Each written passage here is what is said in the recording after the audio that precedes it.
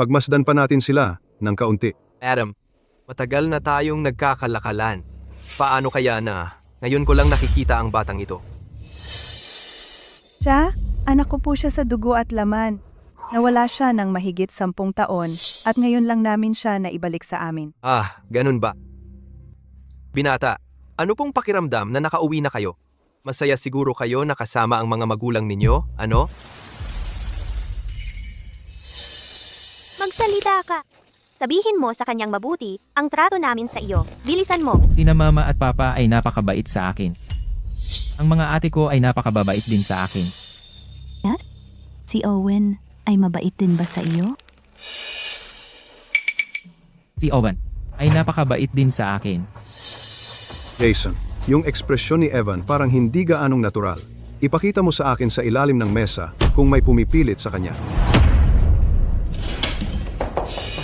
President Sterling, kukuha ako ng bago para sa inyo. Hindi na kailangan. Anong problema?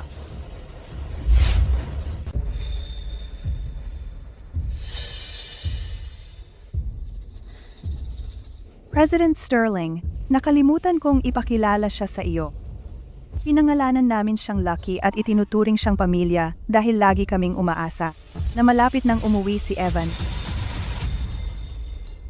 Aso pala. Tulad ng sinabi ko, napakagwapo ni Evan.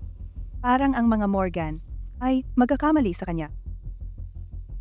Jason, ipagpatuloy ang orihinal na plano at bigyan ng magandang pagkakataon ang mga Morgan. Ako at si Madam ay darating ng maaga bukas.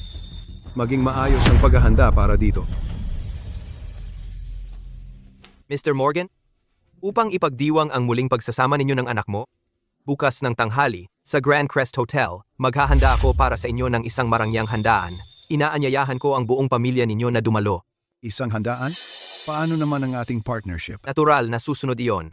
Ang partnership ng boss ko sa inyo ay magsisimula sa handaan bukas. Hanggang sa muli.